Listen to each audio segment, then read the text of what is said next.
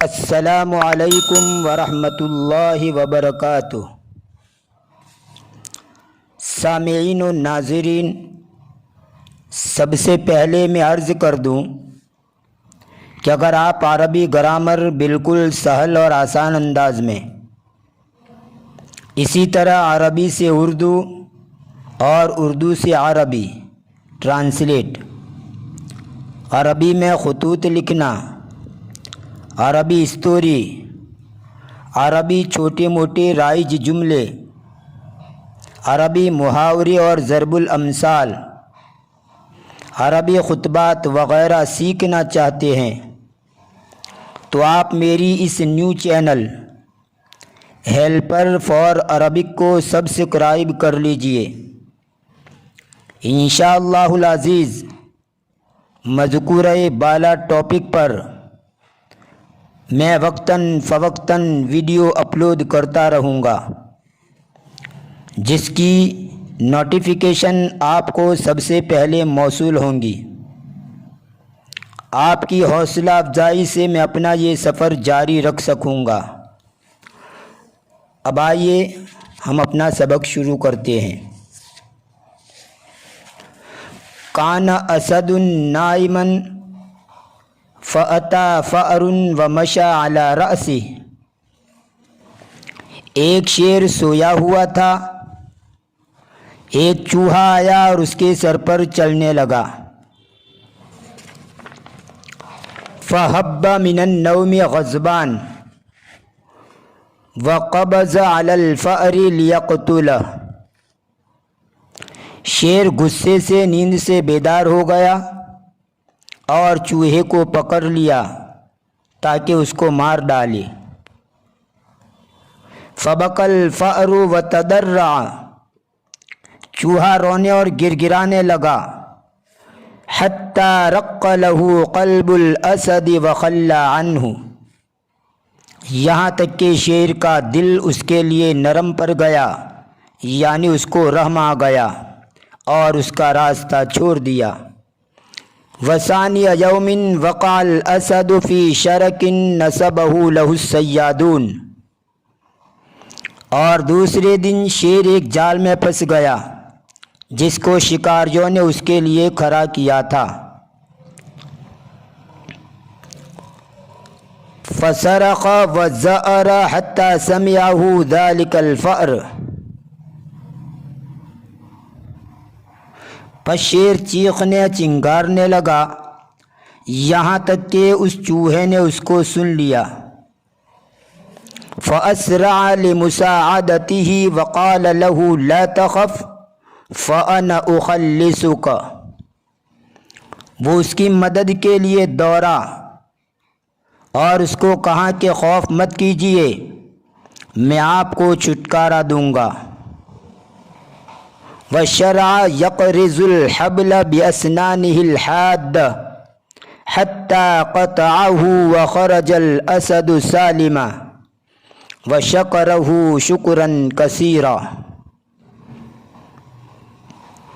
اور اپنے تیز نوکیلے دانتوں سے رسی کو کاٹنے لگا یہاں تک کہ اس نے اس رسی کو کاٹ دیا اور شیر صحیح سالم نکل گیا اور اس کا بہت بہت شکر ادا کیا۔ ثم قال له ما كنت احسب ان حيوانا ضعيفا مثلك يقدر على ما لا اقدر عليه انا۔ پھر اس کو کہا میرا گمان بھی نہیں تھا کہ تجھ جیسا کمزور جانور وہ چیز کر دکھائے گا جو میں طاقتور نہیں کر سکتا۔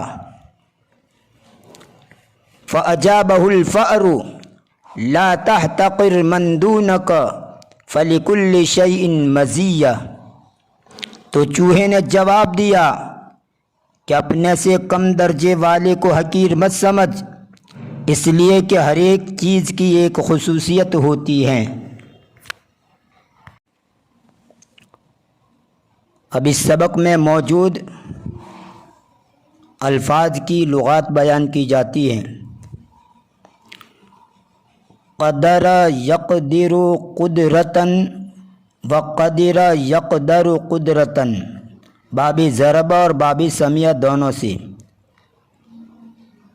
اور اسی طرح اقتدر یقتدر اقتدارن، اس کا معنی ہے قادر ہونا، طاقت رکھنا، کر سکنا۔ زأر یزأر زأرن و زئیرن، چنگارنا، گرجنا، شیر کا چیخنا، گرج کر بولنا۔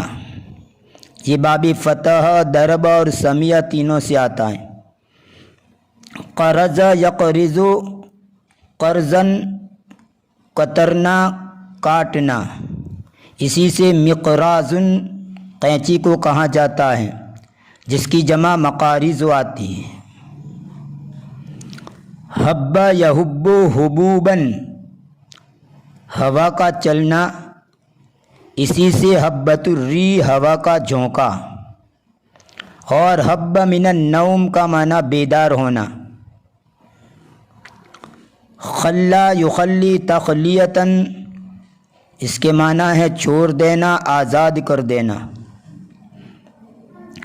رق یرق رقاً ورقتاً باب ضرب یضرب، باریک ہونا جو غلظہ کی ضد ہیں، اسی طرح پتلا ہونا جو سخنہ کی ضد ہیں۔ اور رق لہو، اس کا معنی ہے رحم کرنا، دل نرم ہو جانا، ترس آنا۔ نصب ینصب نصباً، قائم کرنا، کھڑا کرنا۔ حادۃن، حد یحد حداً وحدد، دھار رکھنا، تیز کرنا، اسی سے یہ حادن کا معنی تیز، نوکیلا، داردار، اور مؤنث حادۃن۔ قطع یقطع قطعاً، اس کے معنی ہے کاٹ دینا۔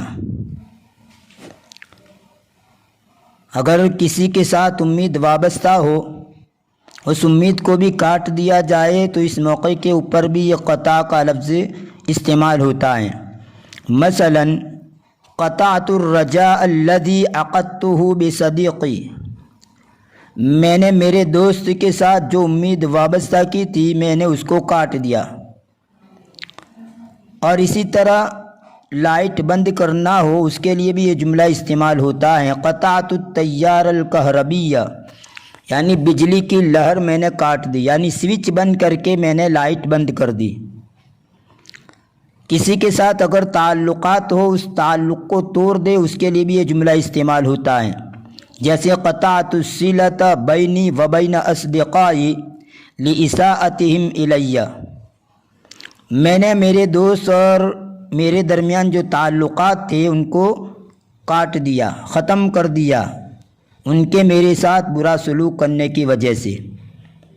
اسی طرح کہا جاتا ہے قطعت المکالمۃ التلیفونیۃ بزید لغضبہ علی، یعنی زید کے ساتھ میں فون پر بات کر رہا تھا تو بات کرتے کرتے یہ کال میں نے کاٹ دیا جب وہ میرے اوپر غصے ہو گیا۔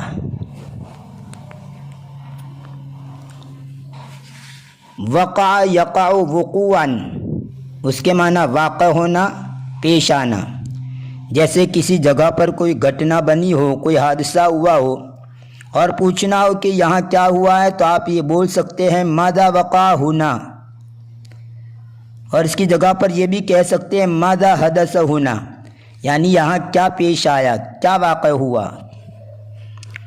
اسی سے وقع صدام کا معنی جھڑپ ہونا، جیسے خالد اور حامد کے درمیان جھڑپا جھڑپی ہوئی تو آپ کہہ سکتے ہیں وقع الصدام بین خالد و حامد، یعنی خالد اور حامد کے درمیان جھڑپ ہوئی۔ اور اس کے لیے یہ جملہ بھی بولتے ہیں وقع الاشتباکات، یعنی جھڑپیں واقع ہوئی۔